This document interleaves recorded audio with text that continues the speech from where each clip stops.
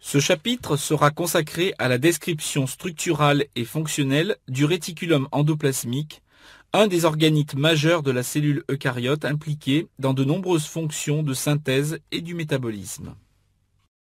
Toutes les cellules eucaryotes comportent un réticulum endoplasmique. Il s'agit d'un réseau de membranes internes interconnectées formant des tubules et des sacs appelés aussi cisternae ou citernes. Ces membranes sont issues et interconnectées avec les membranes nucléaires. Le réticulum endoplasmique est un des plus grands organites de la majorité des cellules eucaryotes, puisqu'il comporte au moins 50% des membranes de la cellule et représente environ 10% du volume cellulaire. Vous pouvez ainsi observer sur cette diapositive une représentation schématique de ce réseau de membranes. Ce réseau de membranes peut être observé également au microscope, ce qui est illustré ici. Cette observation peut être directe par l'utilisation de la microscopie électronique avec un exemple sur la photographie de gauche. Le noyau de la cellule est la structure arrondie centrale sur cette image marquée de la lettre N. Le réticulum, noté des lettres RE, est cette structure de membrane enchevêtrée, très abondante, très bien visible sur la partie gauche de l'image. Vous remarquerez toutefois que cette structure est présente dans toute la cellule et occupe l'espace du noyau jusqu'à la membrane plasmique. Vous noterez également la présence de vacuoles dans la partie droite et de quelques mitochondries en dessous du noyau qui sont notées de la lettre M. Le réticulum est également observable en microscopie à fluorescence après un marquage fluorescent spécifique de protéines résidentes du réticulum. Vous avez un exemple de photographie obtenue par cette technique sur la droite.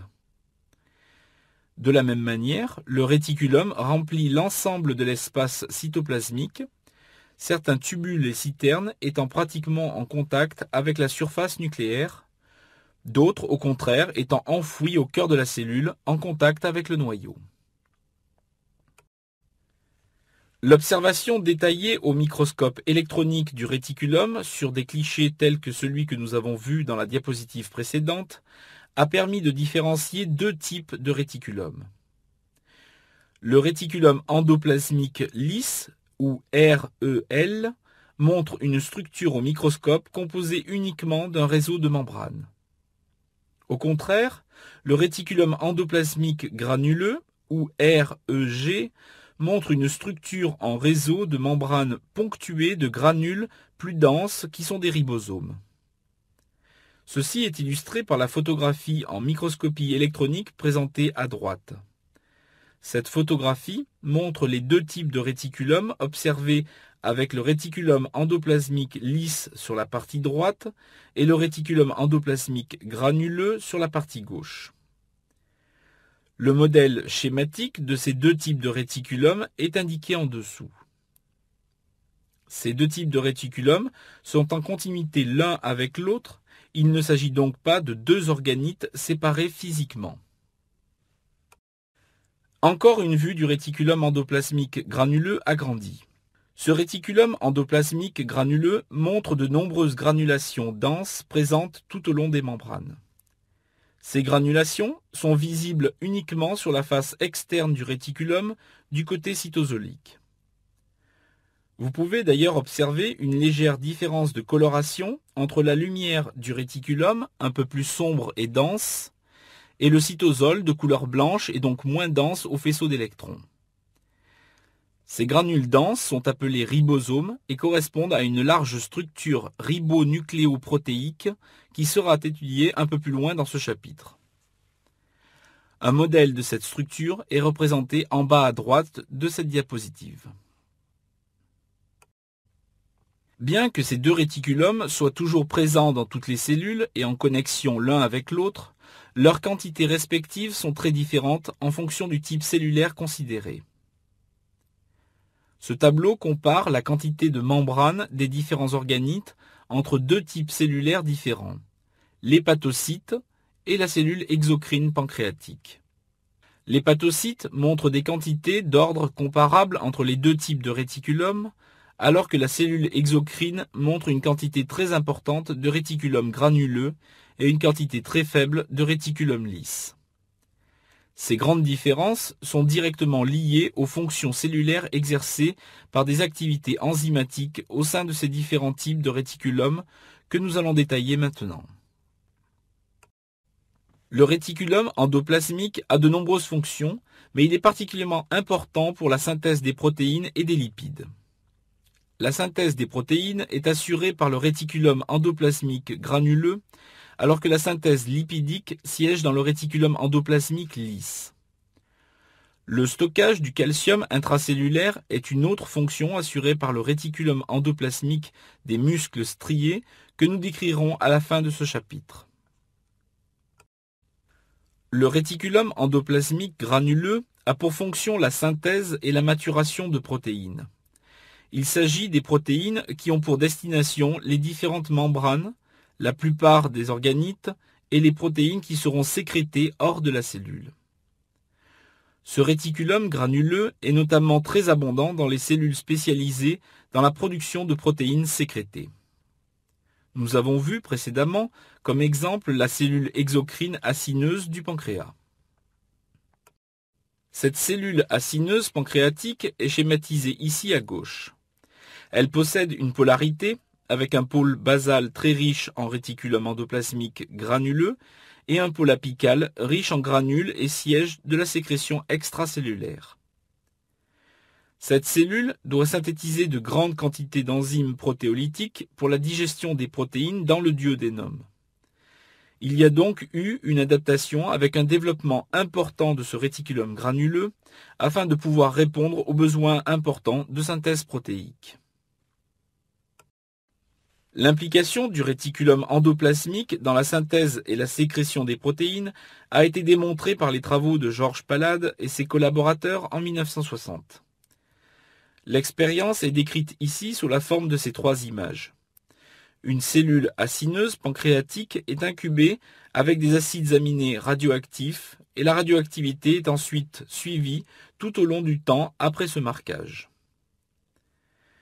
Il est représenté ici le marquage détecté après 3 minutes, 7 minutes et 120 minutes.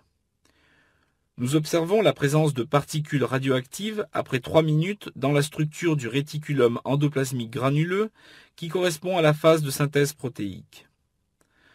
Puis, au bout de 7 minutes, la radioactivité passe par une structure qui s'appelle l'appareil de Golgi que nous décrirons dans un chapitre ultérieur.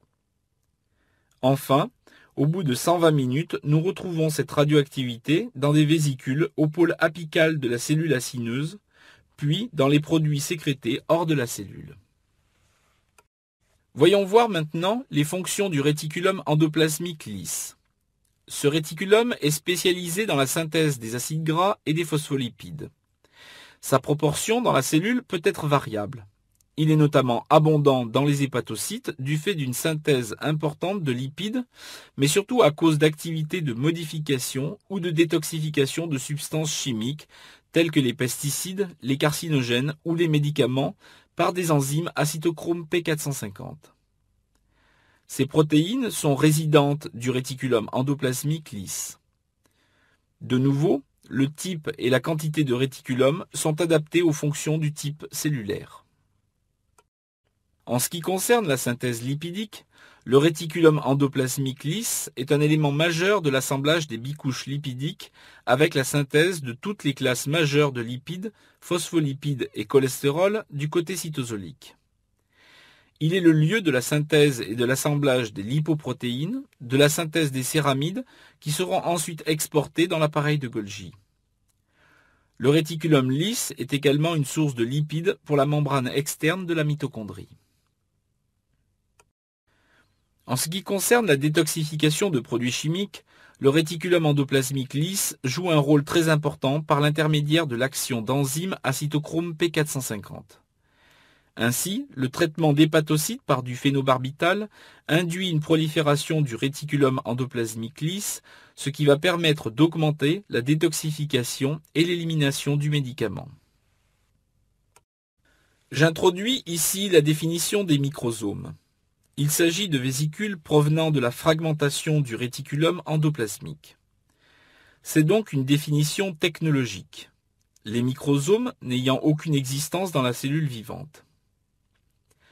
L'expérience représentée ici commence sur la gauche par la lisse de la cellule qui va provoquer la fragmentation en vésicules du réticulum endoplasmique. Nous allons obtenir deux groupes de vésicules qui sont issus du réticulum endoplasmique lisse et du réticulum endoplasmique granuleux.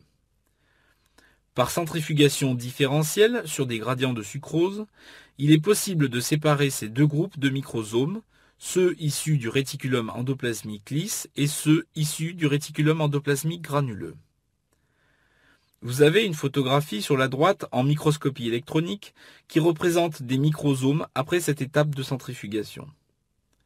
Ces microsomes représentent des outils très intéressants pour l'investigation du métabolisme de composés chimiques car ils comportent les différentes enzymes spécifiques du réticulum endoplasmique lisse ou du réticulum endoplasmique granuleux. Je terminerai ce chapitre par la définition d'un réticulum endoplasmique un peu particulier qui s'appelle le réticulum sarcoplasmique. Il s'agit d'une structure présente uniquement dans les cellules musculaires. Cette structure a pour fonction notamment le stockage de grandes quantités de calcium par l'intermédiaire de pompes AATPase. L'ouverture de canaux calciques va libérer une grande quantité de calcium dans le cytosol à partir de ce réticulum sarcoplasmique et provoquer la contraction musculaire. La relaxation musculaire sera ensuite obtenue par l'activation de pompes à calcium ATP dépendantes qui réaccumuleront tout ce calcium dans ce réticulum sarcoplasmique. Nous avons donc au cours de ce chapitre défini la structure et la fonction du réticulum endoplasmique et nous verrons dans le chapitre suivant l'aspect plus fonctionnel, notamment à travers la fonction des ribosomes.